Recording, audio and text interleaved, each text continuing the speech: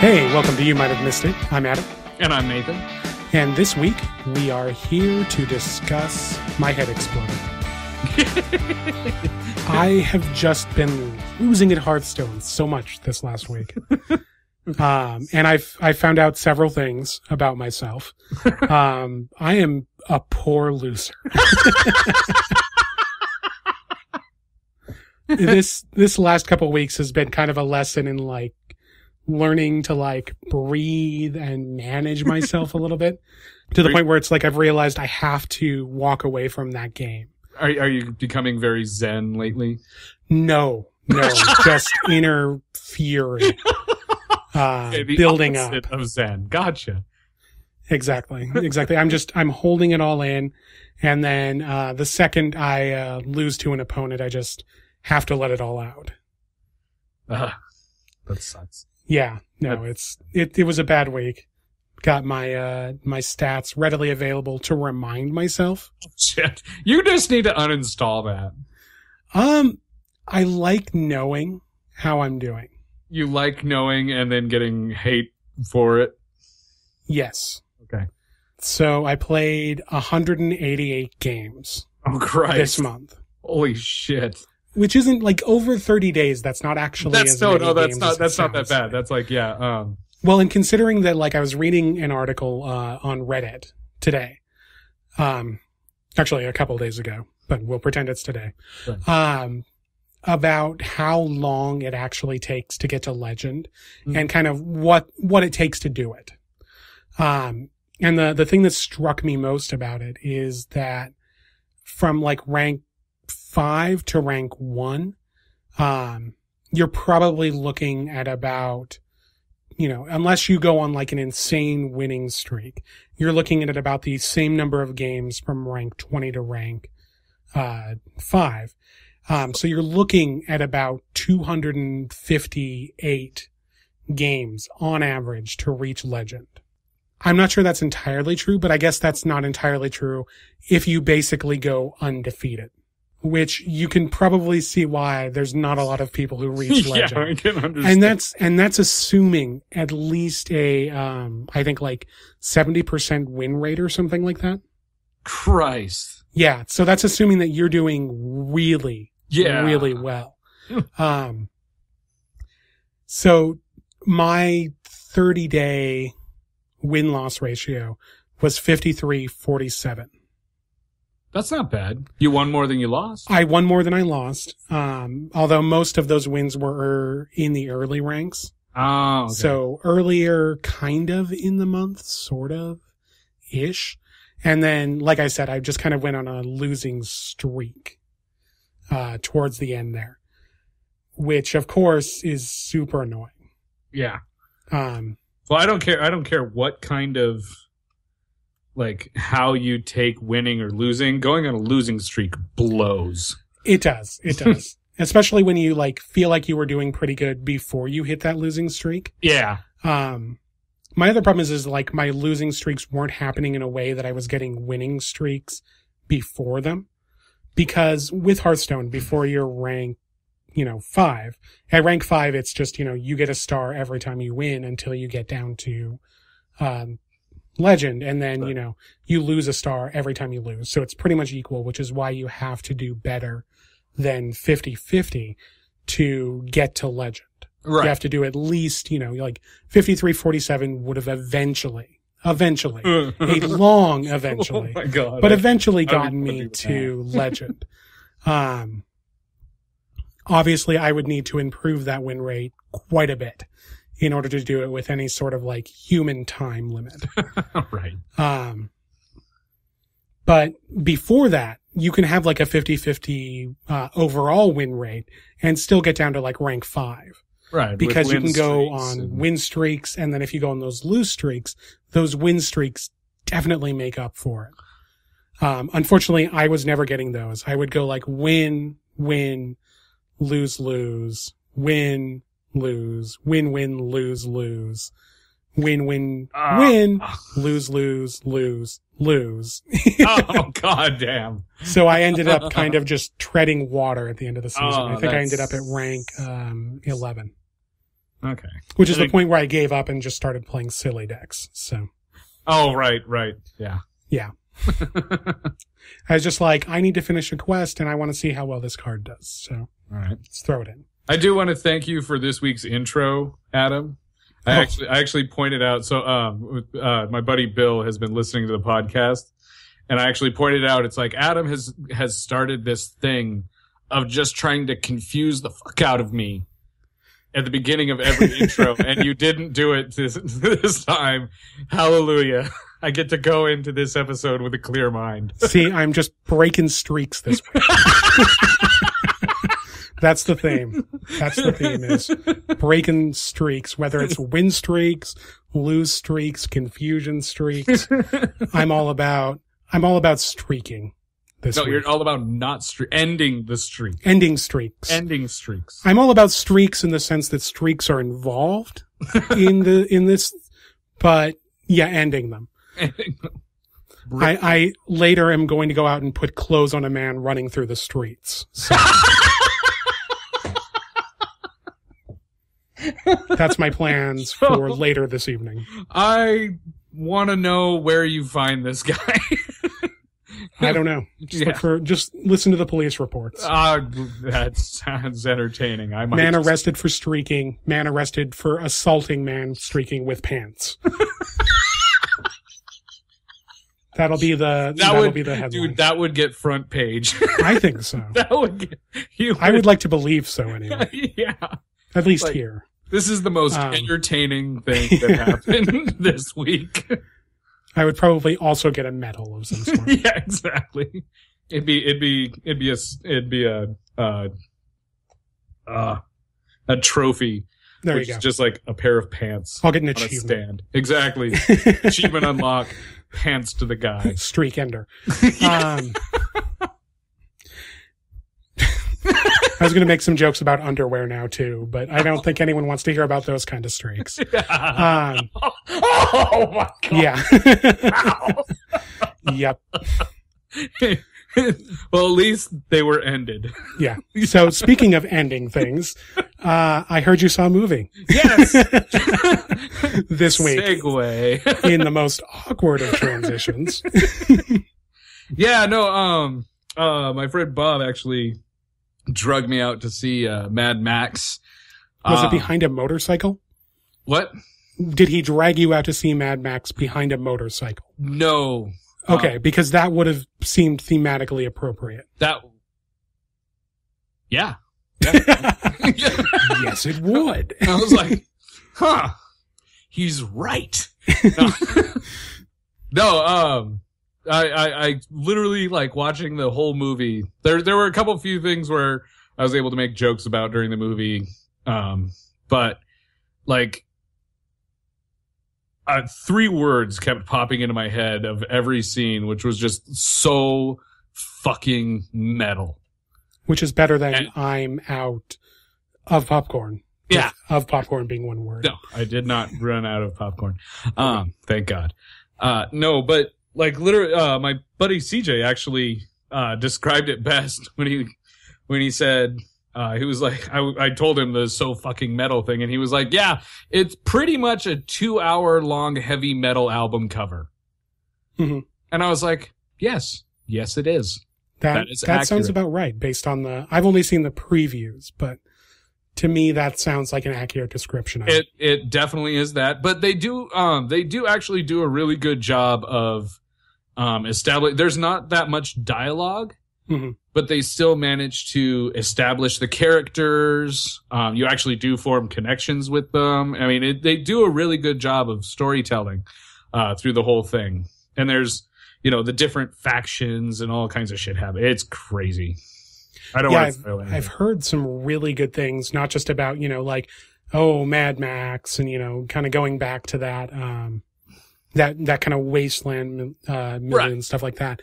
But I've heard some really good things about the story and the storytelling and how the visuals weren't just there to make you go, yeah, fucking metal. They were, they actually served a purpose. Yeah. And there were a lot of like establishing shots. There's one Dust Storm that happens, that like this dust storm is coming in, and it's not, it doesn't give you that so fucking metal kind of thing. It's, you're just in awe of this massive bestial thing that is coming towards them.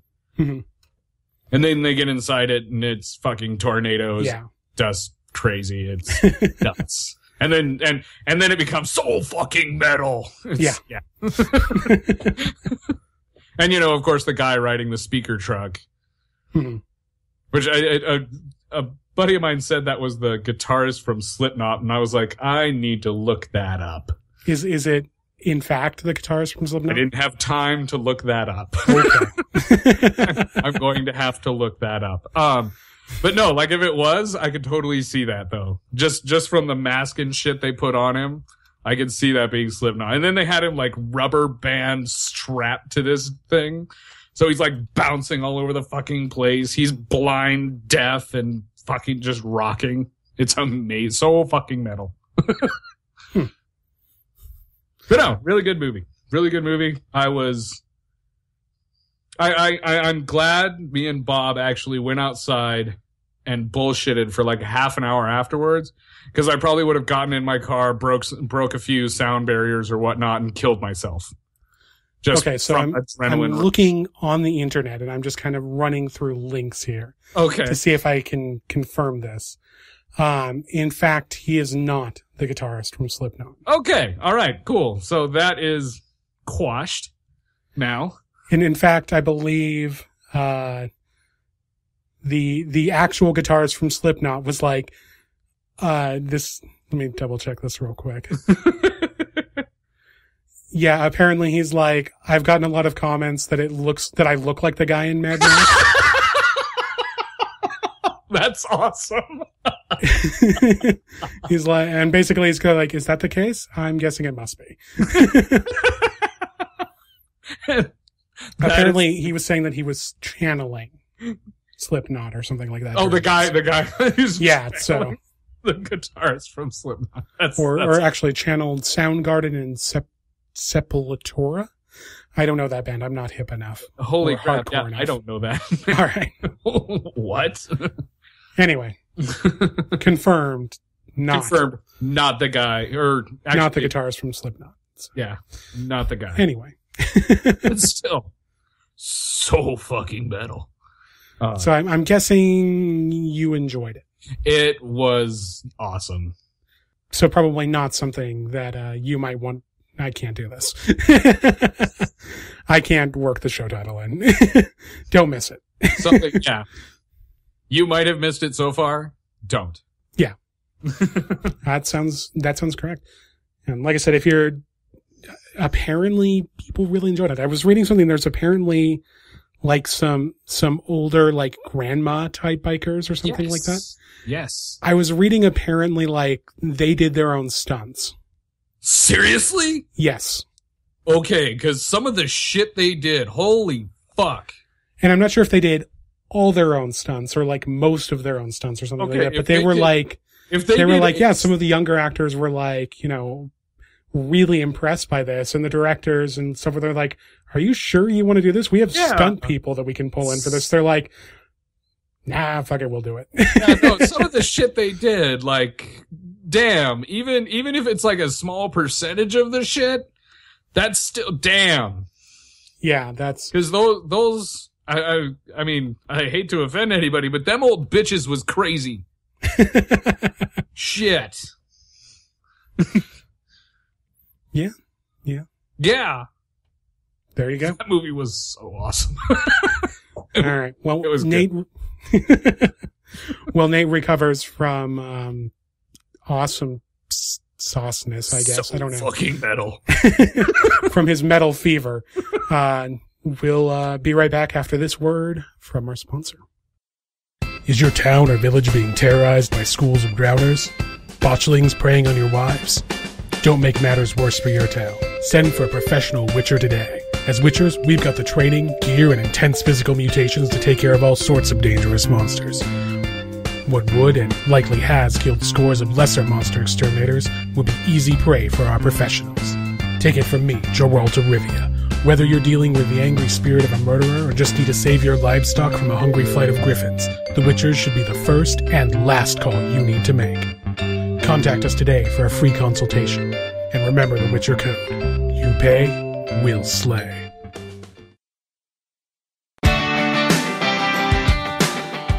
Hey, and we're back. We just finished talking about Mad Max Fury Road, which I believe is... so fucking metal. There we go. Thank you for giving me that opportunity, because I was holding it in. I figured you had to get out of your system at some point, and now is a good enough time. Okay. I figure I could have also just built a soundboard out of that, and I'll just press a button, and that'll, just so pop up as an metal. effect. Yeah, exactly. Yeah. So this week, I've been playing a game. And it is not so fucking metal.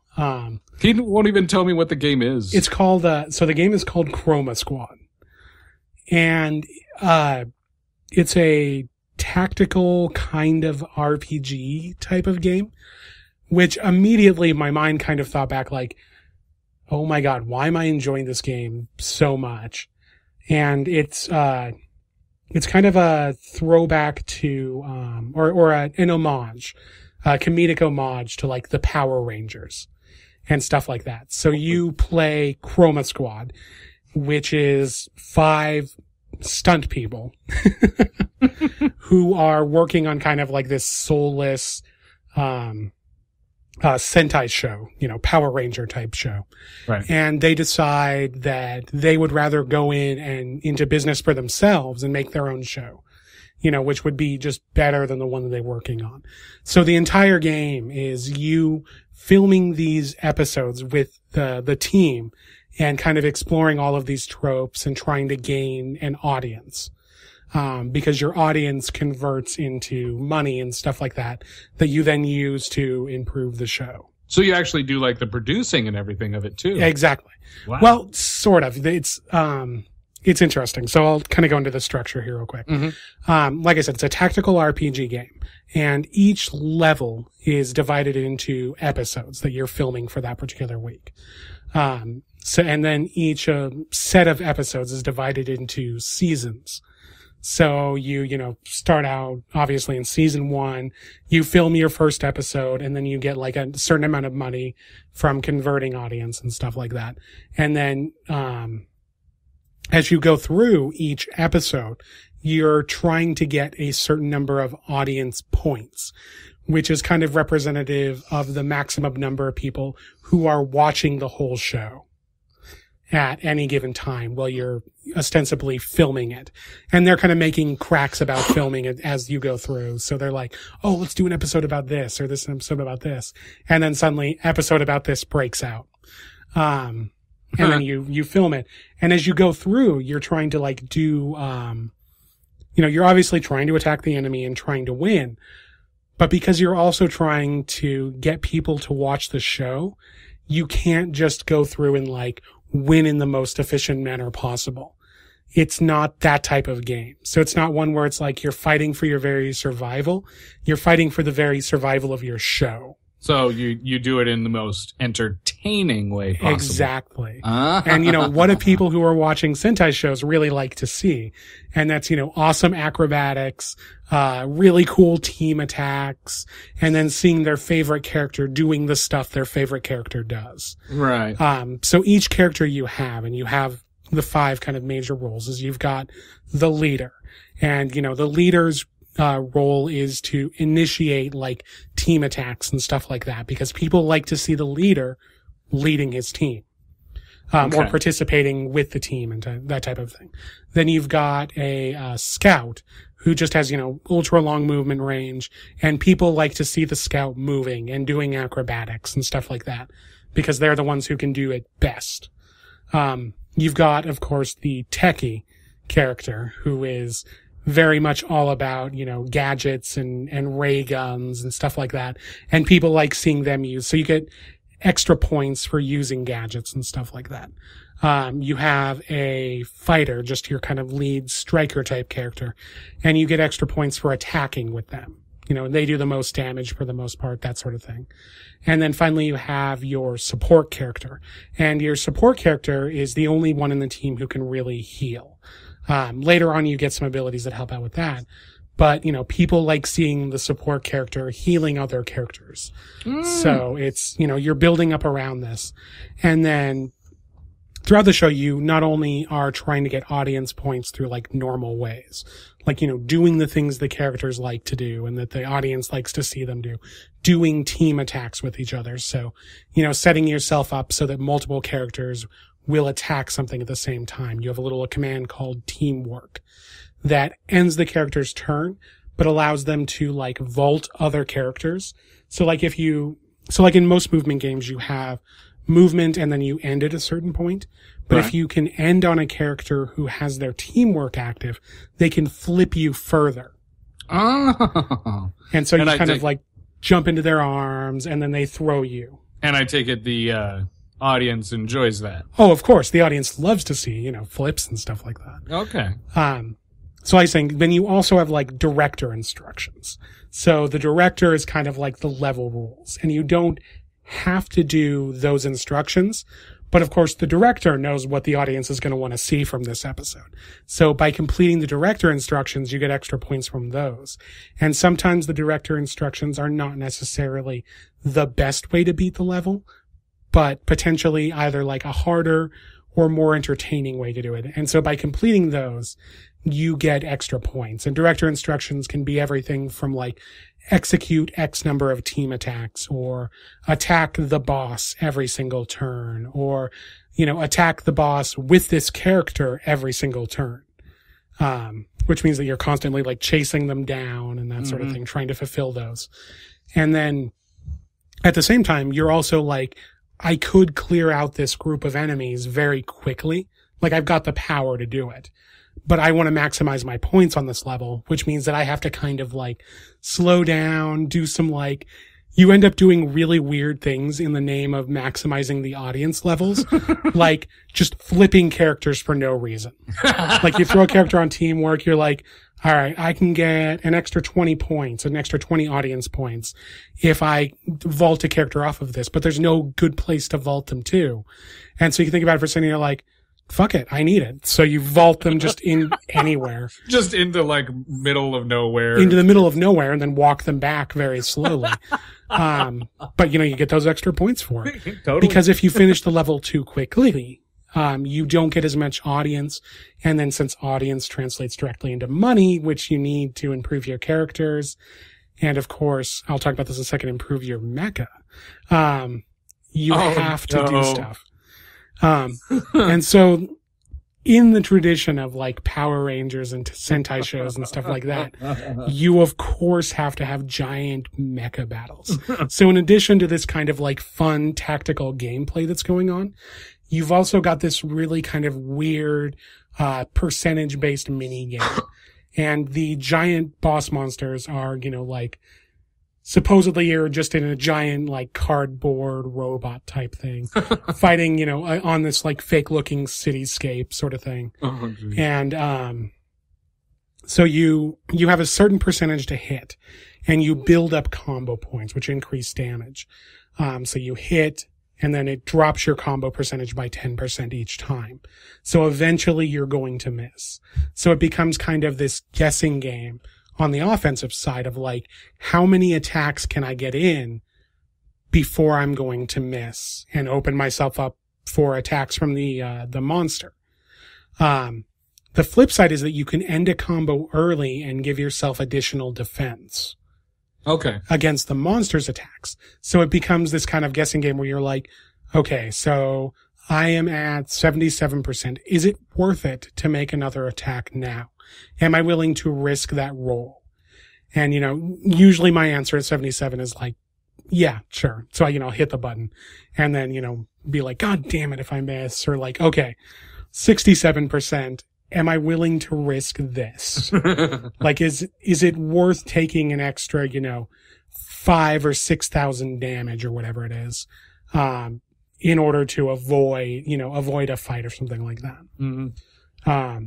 And sometimes it is, but most often I'm kind of chicken shit and I'm like, nope, If I get to 60-ish% or lower, like 70 plus is my threshold. And then 60 or less is kind of like, no, it's not going to happen. And then on the defense side, you've got kind of this timing game, where you have like the sliding bar, and then you have like various sweet spots of defense where you get defense bonuses if you hit it at the exact right time. Okay. Which sounds fairly easy, but it's actually really hard to hit the sweet spot, because the sweet spot is a very, very specific point, and you hit that and it's like huge defense bonus. But if you miss that on either side, you're kind of like, it's not as good. This isn't great. So it's really interesting as a way to kind of simulate those giant battles, within the context of a game sort of thing. So, it was a lot of fun to play through that. The other thing that I really liked is they really do a good job of, kind of shoestringing your budget and stuff like that. Like there's a crafting system in the game. And you're kind of like, wait, crafting? What kind of crafting would you be doing? And you're making like your costumes and weapons out of like cardboard. Oh shit. So your crafting supplies that you're picking up, in battles, and you can buy packs of them and stuff like that, is you're picking up like cardboard boxes that you can use to help build the mech a little bit better. Oh shit. Pieces of cotton that you can sew into jackets, or, helmets, putty and clay and stuff like that. And then various forms of duct tape, that you can use to build even better stuff. And each season you get access to higher quality materials and higher quality items. And you can, there's a shop that will sell you stuff that you can use as props, for your series or whatever. So there's, all of this stuff that you can be doing to improve your characters and so on. Interesting. And then it's not just improving the characters, you also are improving your studio. Because your studio is basically a warehouse. So you have your uncle owns, or your lead character's uncle owns just this abandoned warehouse and a giant like prop brain in a jar. Oh my God. Okay. So you take over his empty warehouse and turn it into a studio, but you're buying upgrades for the studio. So you're buying like, things like lights, and the lights help your characters hit enemies better because they can see them better. You're buying better microphones, and better microphones turn into, better ratings and stuff like that. Crates and, better cardboard boxes, better green screens, that sort of thing.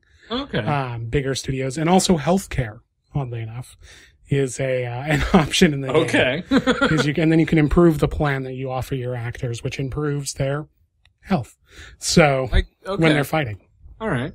But yeah, there's all these really interesting little, things and side jokes and stuff like that within it. And then they're discussing each individual episode, and, so it's just a lot of fun. They really take the whole world and really kind of draw you into it. And it's just silly all the way through. So you never really stop having fun, with the game. And then when you're in the tactical combat side, it's so very different, because again, you're not trying to do things in the most efficient way. You're trying to do things in the most fun way. Okay. That's a different way of going about it, to say the least. Yeah. And one of the reasons that I was kind of nervous about trying this game is because I had just finished with, Shadowrun Online.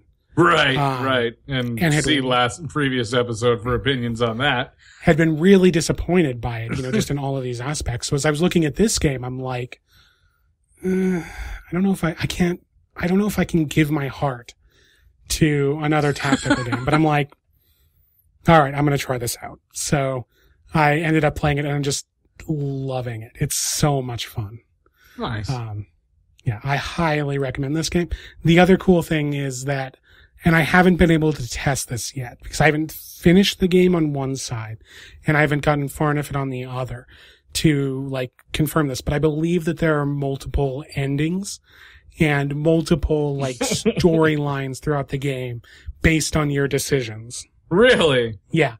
Because Okay. you occasionally get emails from people. Sometimes they're fans, like, wanting something from the show. Probably my favorite one, and I don't know if this is spoilery. I don't think it is.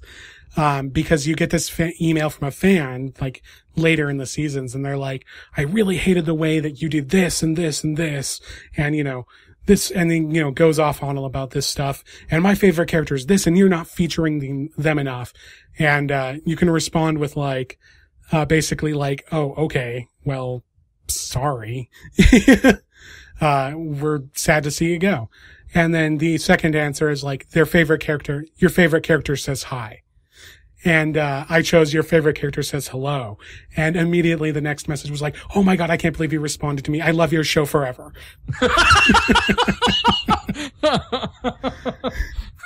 And then the bonus was +1 fan. Nice. Yeah, no, I just stopped and then just was laughing so hard. I couldn't keep going. Oh my God, I love your show forever. Yeah. Come on. In all caps in the text. No, it's really, really good. So,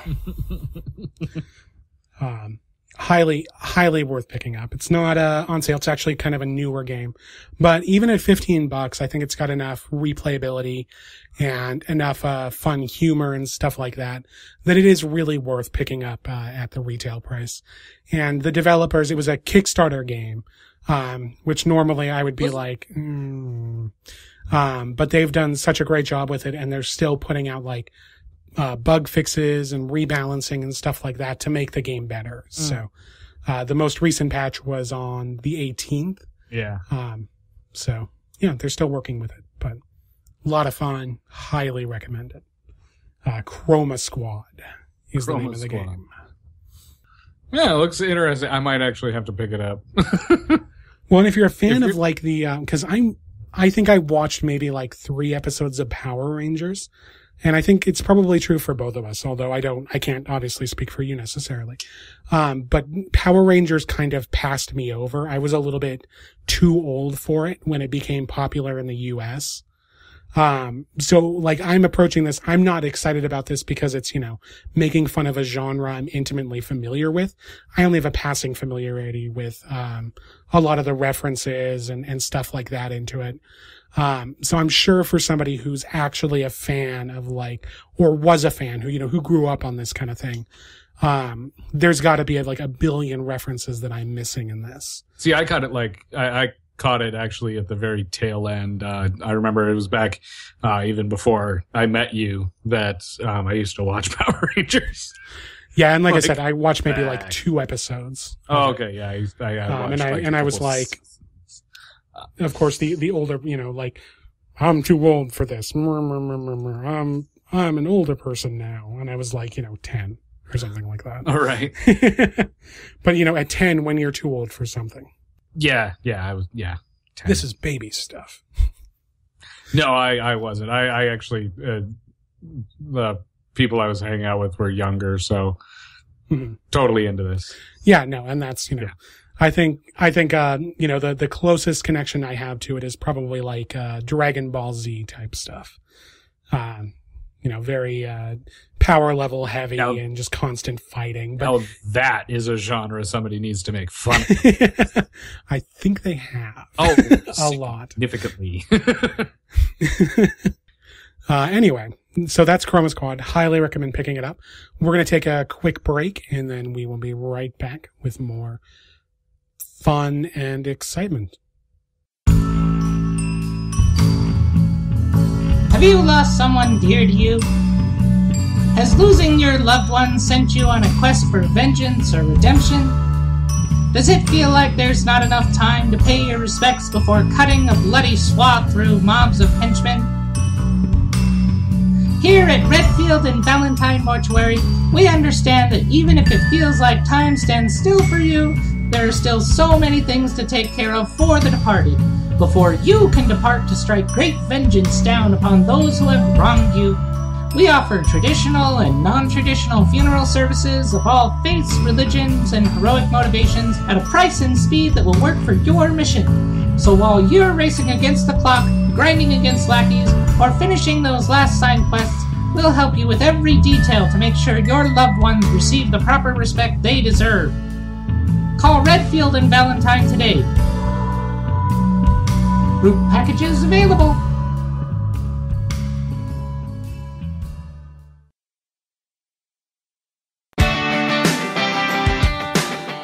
And we're back. We are like kings of the segues.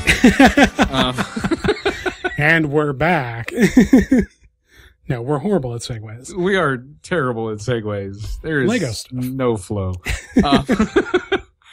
We just talk about it's segments. It's segments. Exactly. It's not a flow show. Well, it's like segments. Legos, it's all in segments. It's segments. See, there's a transition for you. Legos segments. Actually, yeah, totally. So anyway, this game actually came out today. I got all of 10 minutes of play into it before we did the show. So definitely a buy. So I don't know yet. Actually, I'm really iffy just with that 10 minutes. Are you? It seems, I don't know. Cause it looks like they were trying to go Minecraft style, but I mean, it's still apparently very early access. They're still working on a lot of customized stuff and everything like that. But the only thing that really bugged me was you walk around like gathering all these different models. Like right off the bat, you start gathering models for like flowers and shit like that. Mm-hmm. Within the first like 30 seconds, I was riding a goat. That was awesome. Literally walk up to a goat, press E, mount the goat, ride the fucking goat. It was good. It was funny. I was like, what does E do? It's got an E over it.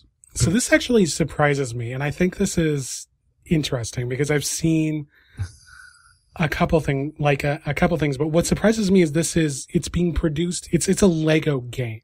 It is a Lego game. Yes. And you're not kidding when you say it's an early access. Cause I looked it up. It's called Lego World. Right. Or Lego Worlds, excuse me. Right. And, which is when you said like it's kind of an early access, I'm like, oh, it's been released by Lego and, they're still adding stuff onto it. But no, it's literally listed as early access. Early access. Yes. Which surprises me from a developer. Right. Major studio. Warner Brothers Studio. Coming out with an early access game. So I think like, oh man, this is like almost kind of the worst thing in my head is I'm thinking like this is the culmination. Like every single person who released an early access game and made like boatloads of money on it. Yeah. You've done this to us. This is, yeah, exactly. This is all of your hatred for early access put on screen. But no, anyway, so more about the game. But yeah, it's totally early access. It is like just playing, it's early access. But the only thing that really bugged me was like you gather these little models and I mean, I'm only 10 minutes in. Don't get me wrong. This is very, very early guessing. So I'll probably have more next week. Yeah. Kind of about the gameplay itself. Exactly. Unless I go and play Chroma Squad. It'd be your fault if I did. You have time for both. I also have to play Witcher. And trust me, that takes time. But anyway, so Lego Worlds, the thing that bugged me was money. Money. Not like real world money. Right. Sorry, you see an early access game and then you mention money and everybody's like microtransactions. It's not microtransactions. I was actually like seriously in my head, but I'm like, I'm gonna let him finish. Yeah. It's not microtransactions. It's $15. You get the game. You play the game. There's unlockables, but as you go around, you do the normal, like in any Lego game in existence, you break stuff, it drops coins. You collect the coins. You use the coins to buy the little flowers and shit that you collected the things. Mm-hmm. And I mean, there's other things like you buy animals. You can actually buy pre-built houses. I haven't seen much customizability from it yet. Well, that's one of the things they promised in the description, so I wouldn't be surprised if it's there. Like, you can build your own models. Right. The only thing that bugs me is, like, this is literally, like, came out in early access today. So these are very early. Came out in early access today, and I played all of 10 minutes of it. And by today, we mean June 1st, which is when we're actually recording. Yes. So actually yesterday for you guys. Yesterday, yeah. So this is probably the latest we've ever recorded an episode. That's true. Because I don't think we've done an episode the day of yet. Everybody, mad props to Adam, our editor, because, I'm just the other guy. He does a little work for speaking of mad props in Legos. Mad props in Lego. See, and that's one of the things is because I watching the trailer on it. I mean, and it's a 1.5 minute long trailer, so you'd think they'd show like some customizability for shit, but all I'm seeing are the same things, like, you know, their generic plane, their generic helicopter, their generic drill. It's literally all their pre-built shit. And like even like the Western Zone, I mean, you'd think they'd want to show, you know, hey, look, you can do customizable weird shit. But I mean, they do show a few things, like they built a Lego guy, a giant Lego guy. So that might be possible. So I mean, I don't know if the customizability is there. Again, this is a very early report. So, and really, this is just because I didn't have anything else to talk about this week. Well, it would be interesting to see, because if we're wrong about this, we apologize. Looking kind of at the pedigree of the studio that produced this, Lego games in general are good.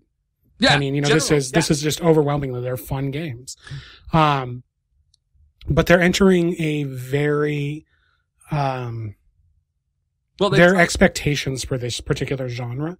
And there's two ways that I can see that they're going to go about it, which is very much like Minecraft, which is, you know, everything is built out of blocks and that sort of thing. But it doesn't quite seem like that's the way they're going. You're building things out of Lego pieces and out of existing Lego sets and existing Lego tiles and stuff like that.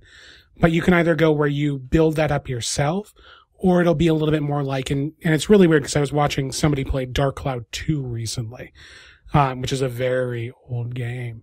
But one of the ways you build stuff in that game is you collect pieces, and then it's less about like world building and more about like world placement. And there's, you know, more intricate systems that I won't go into here with that. But the thing that, you know, took away from that is like you're taking buildings and you're putting them in places, and you can certainly customize that. And looking at some of the screenshots, you know, you can customize the slopes and stuff like that in a very Sim City sort of way. But again, built with Legos. Right. Yeah, it looks like Lego is doing that too. But I mean, the only thing that kind of makes me apprehensive about it is because, it's single player only to start out with. Number one, single player only for right now. Wouldn't surprise me if that goes away, because I think one of the things that has kept Minecraft so popular is the multiplayer side of it. Right. See, the thing that's iffy about that is because Lego's tried to do MMOs before. They tried to do a Lego MMO before, and Dix actually ruined it. And I don't mean Dix as in people. No, you mean actual like people building dicks? Dicks. Yeah, exactly. It was people building dicks to the point where Lego actually had to have a quality control team that whenever something was submitted, it had to go through this quality control team to make sure they didn't find any dicks. And no, I'm not kidding. No, I know you're not. That's not why I'm not laughing because I think you're true. Kidding. I'm laughing because I can actually, I can see it from all sides of this, which is the quality control team who is tearing their hair out, because then people are trying to get shit past them. And so they just find like dicks embedded in like, portions of buildings, or just dicks. I was actually talking to a buddy of mine today about this. It's like, what you need to do is you need to get one that you have to be like 30 feet away and 20 feet in the sky looking at a southeastern angle, and you see a dick. Well, I was just thinking like you just like little decorations within it. Like little mini dicks? Yeah, exactly. Okay, yeah. No, or like certain arrangements of furniture within a house, and you look at it and it's like, oh, that's a dick. Although I see a lot of mushrooms in you could make some dicks. Yeah, I was gonna say in this Lego world thing. This Lego world is you know what, I'm surprised it's been out for, you know, a few hours now. There's probably some dicks. Well, and so the thing about that, like, and then again, the reason why I say like multiplayer might still be a possibility is that rather than doing it like they did it before, which MMO, yeah, where they're controlling the servers, they're hosting all of this content. That means that they have responsibility for it. Mm-hmm. And, it's the same thing going way back. The first lawsuits against Napster were successful because Napster actually stored like illegal music files. Right. So when a company has responsibility for the thing that they're storing, then they have to worry. But the way Minecraft can get around that and the way that it is because everything's run on private servers. Exactly. So Minecraft doesn't own any of the servers, which means that, when they talk about online play, they can put a little warning on there that's basically like, we don't control this. We built a single player sandbox that you can now connect over a network to somebody else. And so if you see, if you go to the world of dicks, you're going to see some dicks. You're going to see dicks, and we have no control over that. Yeah. We don't control that server. But see, that's the thing, though. Can you see a company like Warner Brothers or Lego allowing their property to be in that kind of control? I think that really is the question, because I'm kind of with you there, which is there's the two sides of of this coin, which is, if they allow this sort of, connection, stuff like that, it means that they have to loosen up the DRM on it to allow those sorts of connections. So there's going to be a struggle, I think, and probably a struggle within the company itself. It's probably already happening. Yeah, they're probably already discussing this now, which is, they're either looking at solutions to say, how can we create DRM to make sure that, everyone who's playing this game has legitimately bought a copy.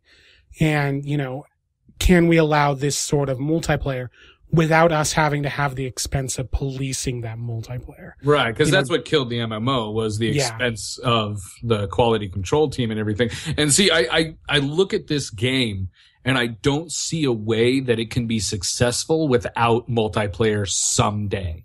Yeah. Just because of Minecraft.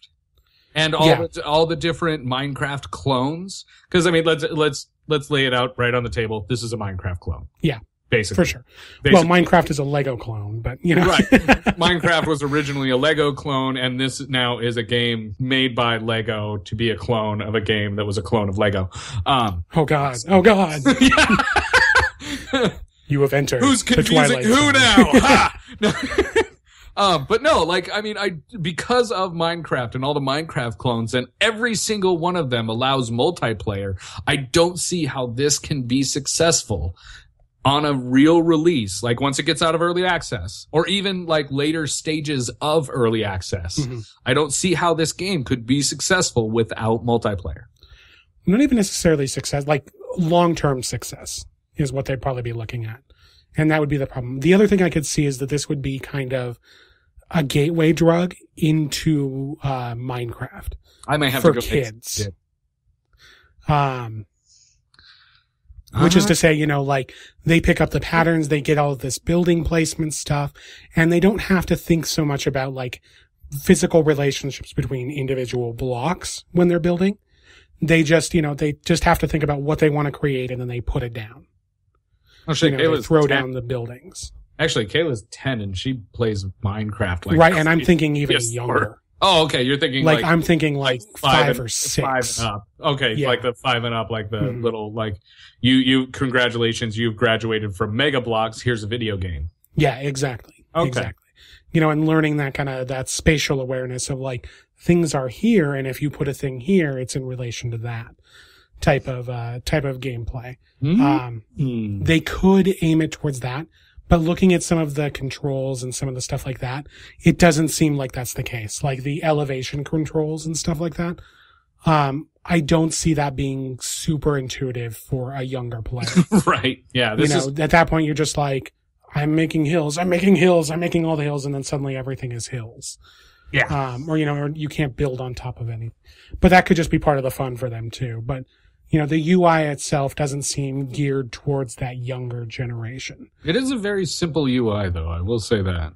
And I don't deny that by any means. But again, a simple UI for you and I can be incredibly daunting for, a child. Right. Especially when you're not dealing with a touch screen. Right. And actually, true, like this already, like with the early access, this already has, gamepad capability. Mm-hmm. So it's already controller capable. So I could easily see this being like starting here and having like this early access actually just being like a test for it to go out to the consoles. Yeah, that definitely could be the case. Makes me happy. It's starting on PC. Yes. Yep.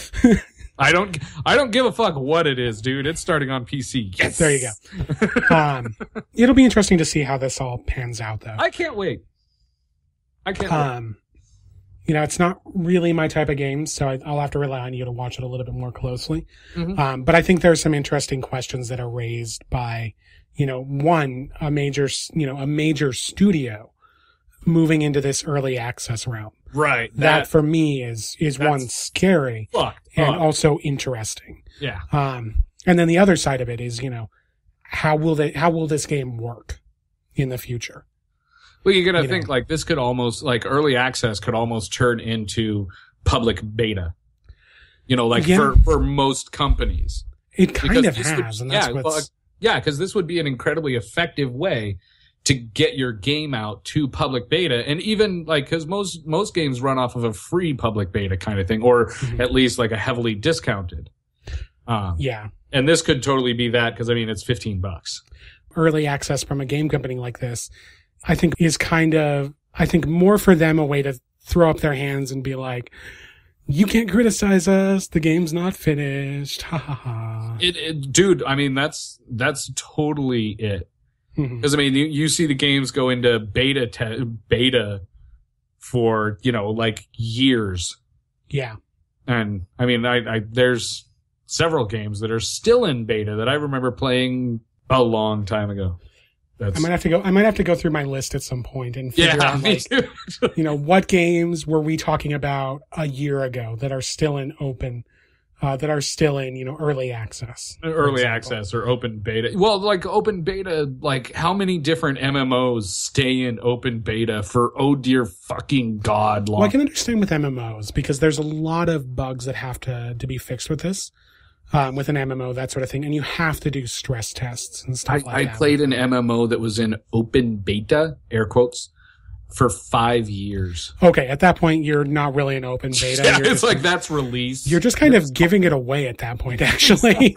Well, it was they had already implemented. They'd implement. It was a free to play, and they'd already implemented like the cash shop, all that. I was like, oh yeah, no, totally. Then that's just a way for them to make sweeping changes and exactly. You're just calling it beta because you fucking feel like it. You've released expansions for Christ's sake. Yeah. Wow. Yeah. Okay. Yeah. The second you release expansions in an open beta. Exactly. It's like that was a finalized game. There's something up there. You're releasing expansions, calling them events, and they're expansions. You guys fail. Yeah. Or they have succeeded beyond anyone's wildest dreams. Yes. And yeah. All right. Well, I think we've ranted enough about open betas, and it's time for the openness of the show to close. So, okay. Wow, this has been horrible transitions. You might have missed it. You can always catch us over on Twitter at YMHMI. You can catch our streams over on Twitch at twitch.tv/YMHMI. This last week I did not stream because the Grand Prix in Las Vegas for Magic the Gathering were going on, and I like watching them. So, yeah. I hope you enjoyed that too, and I need to actually go unlist our channel from that. In any case, you can also catch us on Facebook at facebook.com/YMHMI, and you can catch the podcast or replays over on YouTube at youtube.com/you might have missed it. Hey, the podcast's on YouTube. Yeah, give those channels a follow. That actually surprised the fuck out of me when that happened. Well, the second I posted, he was doing it. Well, no, and I didn't tell anyone I was doing it. And then by the time it posted, it takes a while to post these things. So I set it up, got it downloading, and then went and did some other stuff.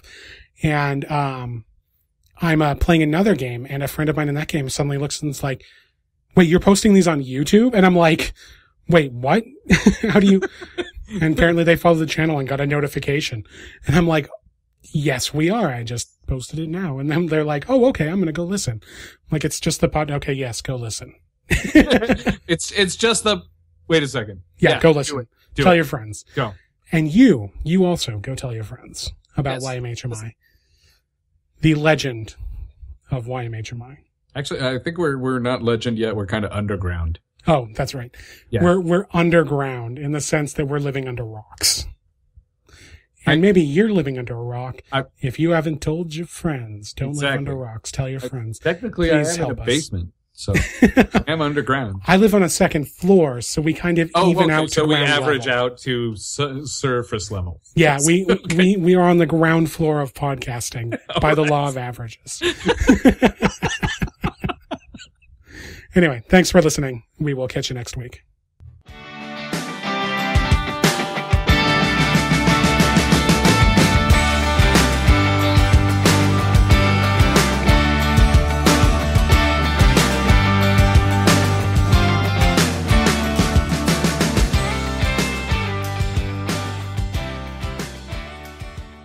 Dude, you've sunk 9.8 hours into it. Holy shit. Yeah. None of that is just it running, by the way. Huh? None of that is just it running, by the way. Oh, really? That's like straight up, I'm playing this. Yeah, like managing the studio and stuff like that. Okay. I forgot to mention my studio name is YMHMI. Is it? Yep. I figured. That is totally, you remember when I was playing, frickin' Game Developer. Mm-hmm. That was the name of the game studio. I think I forgot to mention you can customize all of this stuff. Oh, nice. Right. I may buy this game, but I'm sorry, my development studio may be called So Fucking Metal. Okay. That's fine, because I already took the good YMHMI jokes. Yeah, the YMHMI. No, so you can name the studio stuff. So you have like YMHMI as or you might have missed it as my studio name. And then the team name is YMHMI. And then I'm doing this from memory. You can name the robot, and my robot's name is Yi-Mi-Himei. Spelled out, so you have to pronounce it. So it looks vaguely Japanese. Oh, son of I think it's like Y-I-M-E-I-H-I.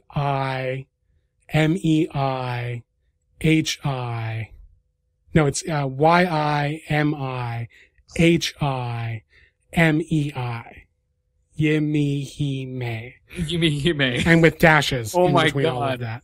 That is. And then there's a team attack. So when you're Oh shit. so you actually there's a point in the game where you transform into your costumes. And when you do that, you like have the power up.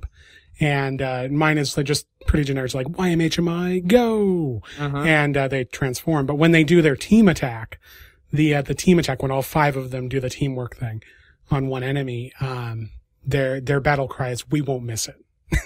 Oh, Christ. Yeah.